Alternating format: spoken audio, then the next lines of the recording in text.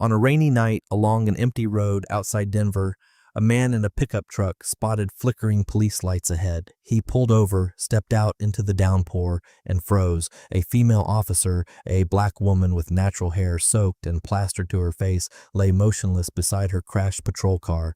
Blood was everywhere. She whispered weakly, "Back up. They're not coming." He moved without hesitation. He ripped off his jacket, cut her seatbelt with a knife, and pressed hard on the wound. As her strength began to fade, he spoke in a calm, steady voice that cut through the rain. "Stay with me. I've seen worse. You're not dying tonight." At the hospital, the police captain, a dark-skinned man with graying temples, stared at her perfectly stitched wound, his hands trembling. "Who the hell did this?" he said. "That's military precision." The man who saved her was Darius Kane, a tall black man in his 40s with strong features and kind eyes. He was a single father living in a small house on the edge of town, the kind of place where neighbors waved but never asked questions. Every morning he woke early and packed lunch for his daughter Imani, a bright 10-year-old with beautiful brown skin who always asked about the scars on his hands. He never told her the truth.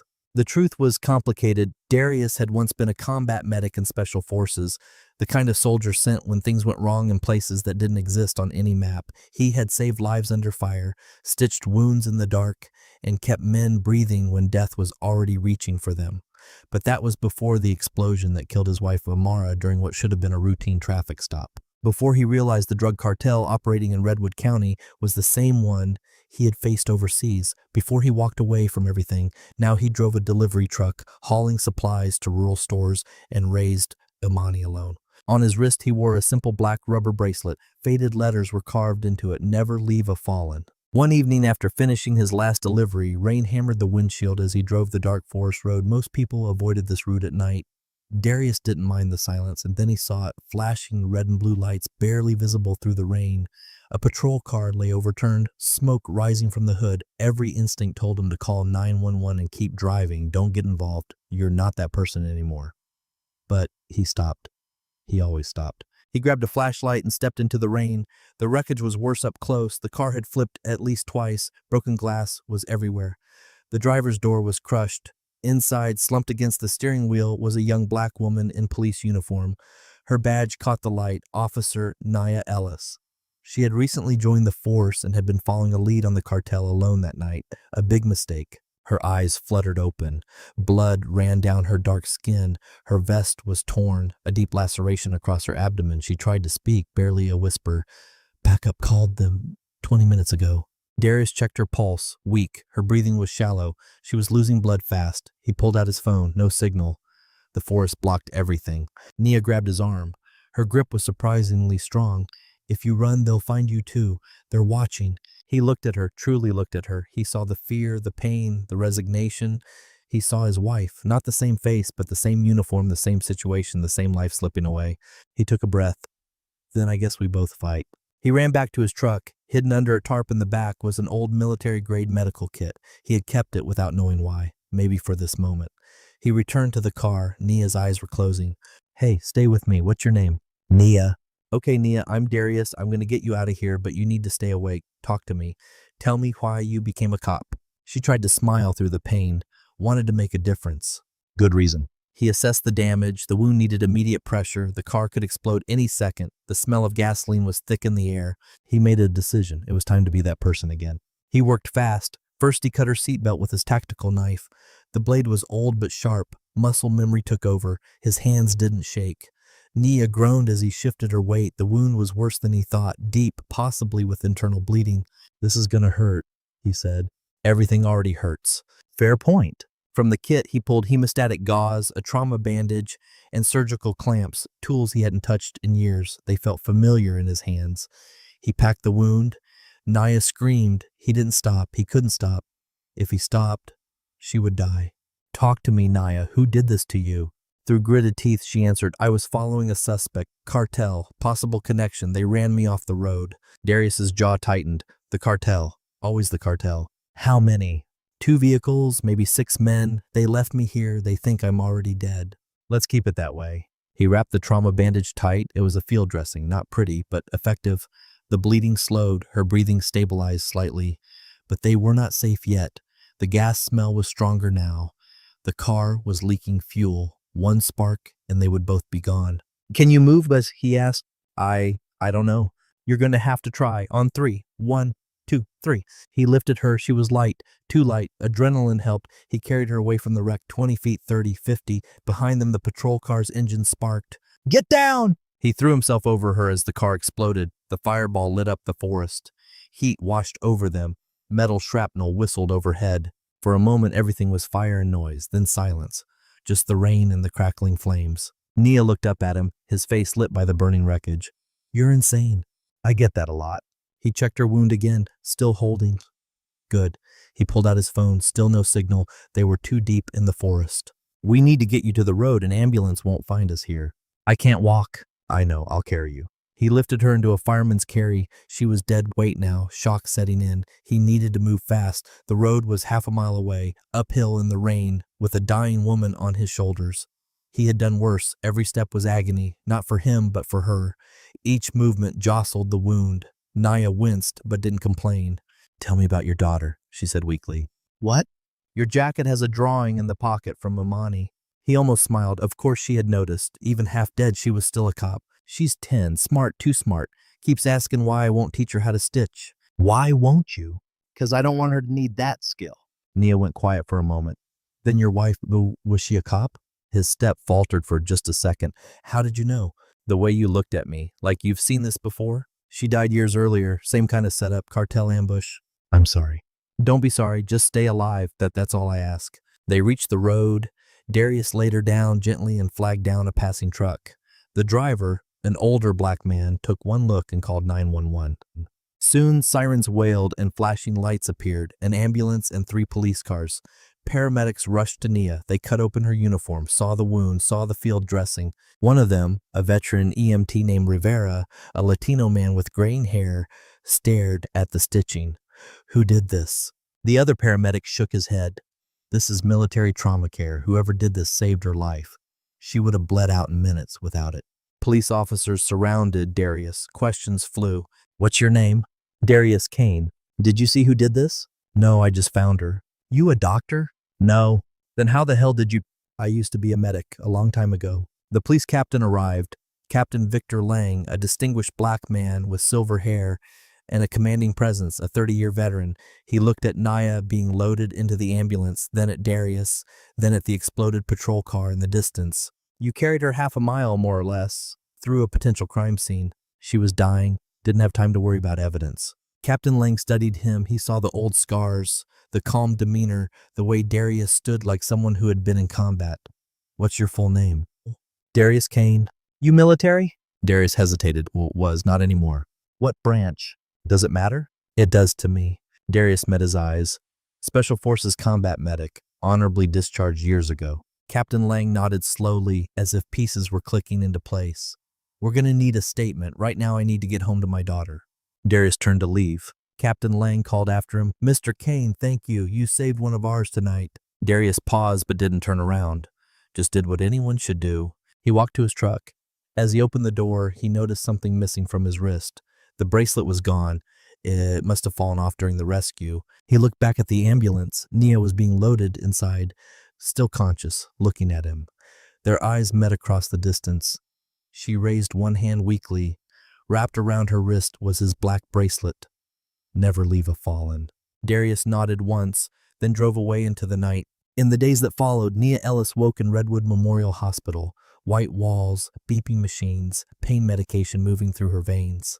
Captain Lang sat beside her bed, his face serious. How are you feeling? Nia tried to sit up and winced. Like I got hit by a truck. What happened to the case? Forget the case for now. Tell me about the man who saved you. Nia closed her eyes, remembering. Tall, maybe 6'2", black man, dark skin, strong features, 40s, calm under pressure, really calm, like he'd done it 1,000 times. What did he say to you? That I wasn't dying tonight. That he'd seen worse. She paused. Yeah, Captain, whoever he was, he knew exactly what he was doing. Military trauma care, perfect field stitching. He carried me half a mile through the rain. Captain Lang pulled out a tablet and showed her a photo. Is this him? Nia stared at the screen. Darius Kane's driver's license photo. Strong black face, serious eyes. Yes, that's him. Who is he? That's what we're trying to figure out. The investigation moved quickly. Detective Lena Hart, a sharp black woman in her 30s with natural hair pulled back in a tight bun, traced the truck registration and found Darius's address. A small house in a quiet neighborhood, nothing suspicious. She ran his background and immediately called Captain Lang. "Captain, you need to see this." They gathered in the conference room. Darius's military record filled the screen. Most of it was redacted, black bars everywhere, classified missions, but some details remained. Darius Kane, Special Forces combat medic, deployed to classified locations multiple times, Silver Star recipient, expert in tactical medicine and emergency trauma care. Honorably discharged years ago after his wife was killed. Captain Lang read the name of Darius's deceased wife, a Maricane patrol officer, killed during a drug interdiction that went wrong. Detective Hart pulled up the case file. The suspects were never caught, but intelligence had suggested cartel involvement, the same cartel operating in Redwood County right now. "Jesus," what Captain Lang whispered. "He's been hunting them," Detective Hart said, "or avoiding them. He left the service, became a civilian. If he wanted revenge, he would have taken it by now. Maybe he's waiting for the right moment." Two detectives drove to Darius's house. He was in the kitchen making pancakes. Imani, a beautiful black girl with her hair in two puffs, sat at the table doing homework. Normal, peaceful. The doorbell rang. Darius knew who it was before he opened the door. He had seen the unmarked car pull up.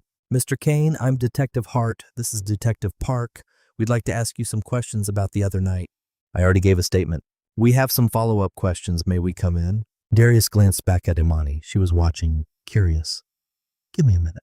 He walked back to the kitchen and knelt beside his daughter. "Honey, I need to talk to these people. Can you go to your room and finish your homework?" "Am I in trouble?" "No, I am a little, but it's okay." Imani looked worried. Darius kissed her forehead. "Everything's fine. I promise." She left. He let the detectives inside. They sat in the living room. Detective Hart noticed something on the wall, a shadow box holding medals and ribbons. Purple Heart, Bronze Star, and in the center, a Silver Star. She pointed. "That's quite a collection." Darius didn't look at it. "Old life." Detective Park opened his notebook. "Mr. Kane, we've reviewed your military record. You were a Special Forces combat medic, expert in trauma care." "That's not a question." "Why didn't you mention that when we asked how you saved Officer Ellis?" "You asked if I was a doctor. I said no. You asked if I was a medic. I said I used to be." Answered honestly. "You were being evasive." "I was being private. There's a difference." Captain Lang entered the house. The detectives hadn't expected him. He must have been waiting outside. "Mr. Kane, we need to talk." "About what?" "About why a decorated Special Forces medic is driving a delivery truck in the middle of nowhere." Darius stood. "Is that illegal?" "No, but it's interesting, especially when that same medic saves a police officer investigating the same cartel that killed his wife years ago." The room went silent. Darius's expression didn't change, but his hands tightened slightly. "I don't know what you're implying." Captain Lang stepped closer. "I'm not implying anything. I'm stating facts. Your wife Amara was killed by cartel members during a traffic stop. The case went cold. You left the military immediately after, moved here, stayed quiet, and now you save an officer investigating that same organization. Coincidence? I don't believe in coincidences." Darius's voice dropped. "What do you want from me?" Captain Lang pulled out a chair and sat. "Officer Ellis is alive because of you, but she's still in danger. The cartel knows she survived. They'll come for her again." "Then protect her. That's your job." "We're trying, but we're outgunned. These people have military-grade weapons and tactical training. They know how we operate. We need someone who thinks like they do." Darius shook his head. "No. We need a tactical consultant, someone who understands combat medicine, ambush tactics, counterinsurgency." I said no. "Why?" Darius pointed toward the hallway where Imani had gone. "Because I have a daughter who needs a father, not a corpse." Detective Hart spoke softly. "Mr. Kane, if we don't stop them, how many more officers die? How many more wives lose their husbands? How many more daughters lose their fathers?" Darius looked at her, then at the medals on the wall. He thought about Nia Ellis, young, brave, bleeding out in the rain. He thought about his wife. Same uniform, same commitment, same fate. He thought about Imani. What would she want him to do? The answer came clearly. She would want him to make sure no other child lost a parent the way she lost her mother. Darius took a breath. "I'll consult, nothing more. I don't go into the field. I don't carry a weapon. I analyze tactics and teach your people how to stay alive. That's it." Captain Lang extended his hand. "Deal." They shook. Detective Hart smiled. "When can you start?" "Tomorrow. But we do this my way. I train your officers in tactical combat medicine. I review your operational plans, and if I say something's too dangerous, you listen." "Agreed." Darius walked them to the door. As they left, Captain Lang turned. "One more thing. Officer Ellis asked me to give you this." He handed Darius a small box. Inside was the black bracelet, cleaned and polished, and a note in shaky handwriting. "Never leave a fallen. Thank you for not leaving me. Naya E." Darius stared at it for a long moment. Then he put it back on his wrist where it belonged. In the time that followed, Darius stood in the police training room. 15 officers watched him, all with determined faces. Naya Ellis sat in front, still healing but determined. Captain Lang introduced him. "This is Darius Kane, former Special Forces medic. He'll teach you how to survive." Darius stepped forward. "The first moments in a crisis determine if you live or die. I'm here to make sure you live." He spent hours training them, tourniquets, wound packing, pressure points, correcting their technique with patience and professionalism. After class, Nia approached. "Thank you for everything. How's the recovery?" Slow but steady, she paused. "Captain told me about your wife." "Did he?" "I'm sorry. You couldn't have known." "Is that why you saved me?" Darius thought for a moment. "I saved you because it was right. But yes, I saw her in you. Same uniform, same courage." Nia's eyes watered. "We're closing in on the cartel. We're raiding their warehouse soon. Captain wants you there as tactical consultant." Darius hesitated. "I don't go into the field." "Just observe. Your judgment could save lives." He thought of the young officers, good people, inexperienced.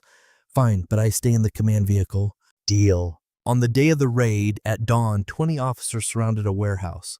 Darius sat with Captain Lang in the mobile command center. Radio chatter filled the air. "Team 1 in position, Team 2 ready, Team 3 holding." Lang looked at Darius. "Advice?" Darius studied the screen. "Rear exit probably rigged to explode. Keep Team 3 back. That's where they'll run." "How do you know?"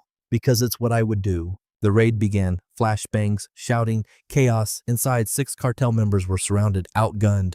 Their leader, Diego Salazar, a man with cold eyes and a scar across his face, ran for the back door just as Darius had predicted. Team 3 waited. "Freeze, police!" Salazar pulled out a detonator and smiled. "Come closer and we all die." Nia's voice came over the radio. "Captain, he has explosives." Darius grabbed the mic. "Nia, do you see a wire from the detonator?" "Yes, red wire." "Where does it connect?" "Pressure switch on the door frame." Darius's training kicked in. "Don't let him touch that door. Building will blow. Take the shot." Silence, then Nia's steady voice. "Copy." One clean shot. Salazar dropped. The detonator fell harmlessly. "Target down. Building secure." Officers emerged. All suspects arrested. 0 casualties. Lang exhaled. "Too close." Darius nodded. "Always is." Later at the debriefing, everyone was exhausted but alive. Captain Lang addressed the room. "We took down a major cartel operation tonight. No officers killed or injured. That's because of preparation, training, and one man who refused to let us go in blind."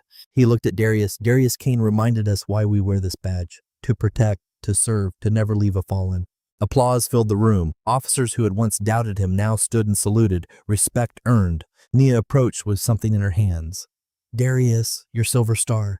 This belongs at the station so everyone remembers what real courage looks like." Darius tried to refuse. "I didn't do this for recognition." Nia smiled. "I know, that's exactly why you deserve it." She pinned it to the wall of honor, right next to the plaques for fallen officers. Darius stared at it. His old life and new purpose had finally connected. Captain Lang shook his hand.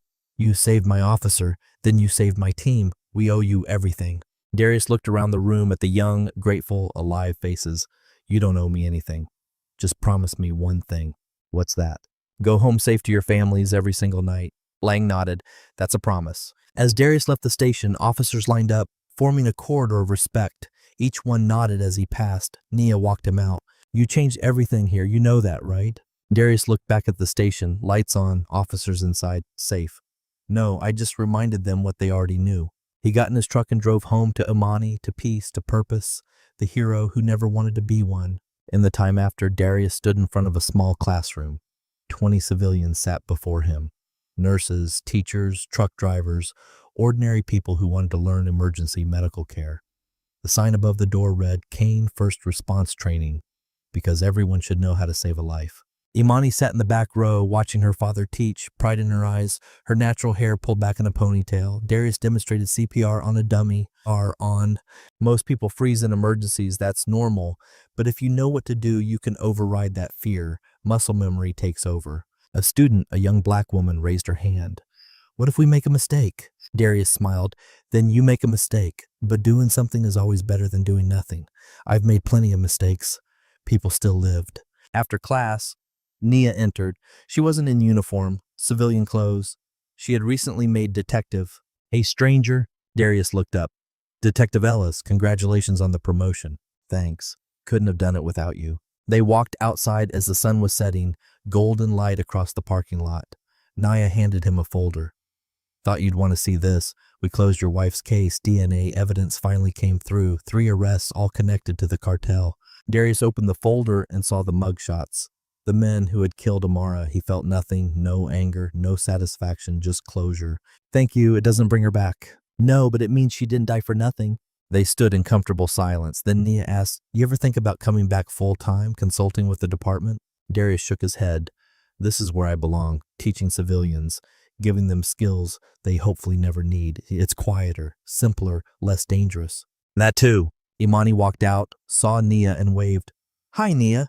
Hey, kiddo. Your dad teaching you all the secrets? Some. He won't teach me the really cool stuff until I'm older. Darius ruffled her hair.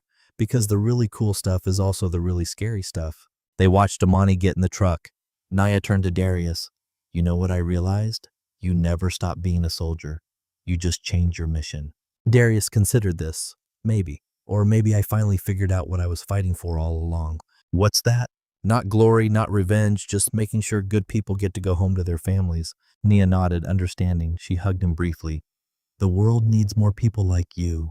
The world needs more people like everyone. We all have something to give. She left. Darius walked to his truck. Imani was playing music, singing off key. He climbed in and started the engine. On the dashboard, his black bracelet hung from the mirror. The words were visible. Never leave a fallen. He didn't wear it anymore. He didn't need to, because he wasn't leaving anyone behind. Not anymore. Not ever. He drove home as the sun set, his daughter beside him, his purpose clear. A former soldier, a single father, a teacher, a man who stopped at an accident and changed everything. If you believe courage doesn't retire, remember to subscribe.